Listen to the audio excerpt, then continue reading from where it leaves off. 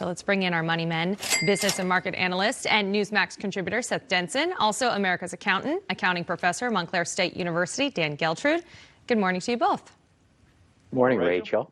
Well, things are looking a bit grim. This headline topping social media this morning for sure. The question is, are we heading towards a recession or are we already in one? Dan, I'll start with you. Well, I think that we are heading towards one. And let me just say this. I think it's self-inflicted. We do not have to be going down this path. And the reason that we are is related to economic policy. The real issue that this nation is facing right now is inflation. And why is inflation happening? Because there's a lot of demand, but more importantly, there's not enough supply.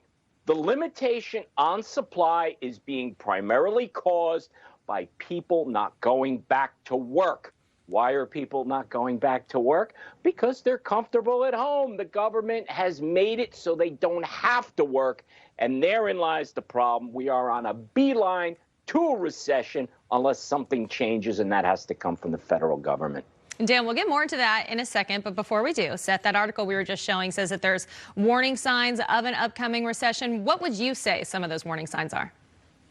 Well, listen, Dan touched on a number of them. Obviously, inflation is the key signal that we're seeing right now. And the simplified definition of that is too much money chasing too few things, right? And until we get the economy rolling again, people back to work, but all of our supply chains online, that's going to be a challenge. The fact that the federal government continues to pour literally billions of dollars a month into our economy through the Fed tells you that there is a problem. And that they're trying to address the problem, but most of the public is unaware of it. So, you know, the high labor, the low interest rates, the high inflation, and the monetary policy are all indicators there's an issue out there. And if not resolved, man, that wound, if it doesn't get healed up, it's going to fester and become even worse.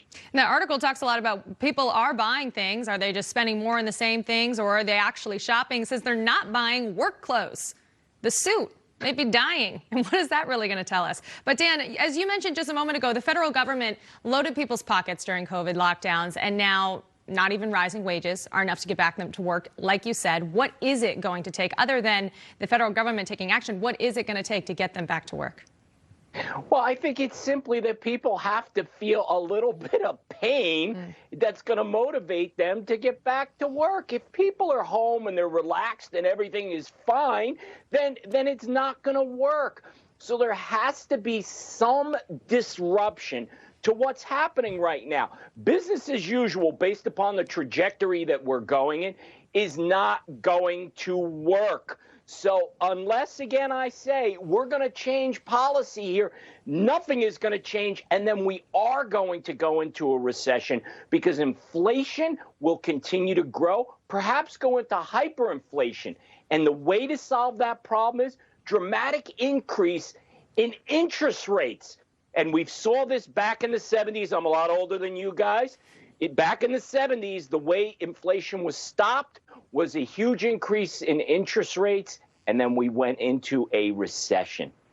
Hey, we can only learn from our past mistakes, right? Now, Seth, you were just talking about inflation. I believe we have a recent poll showing Americans' concern over that very thing. So how do we get it under control?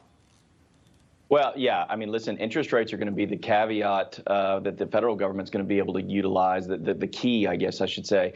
But then you got to get the economy going again. You got to get labor force back. I mean, otherwise we're in a situation of what we call stagflation, where we've got massive inflation without a growing economy. Now, macroeconomics economists will say that you're not in a recession unless you have 2 negative quarters of growth. We saw that in 2020. We haven't seen that since. But nonetheless, I think this is the trajectory that we're on. Now, it's critical, though, I think, to mention that in 2008, as we went into the recession, the federal government, and more specifically politicians, learned a new way to get around it, and that was to flood the market with money. Again, that doesn't solve the problem. It prolongs it. We must see a market correction. If not, we will see a recession.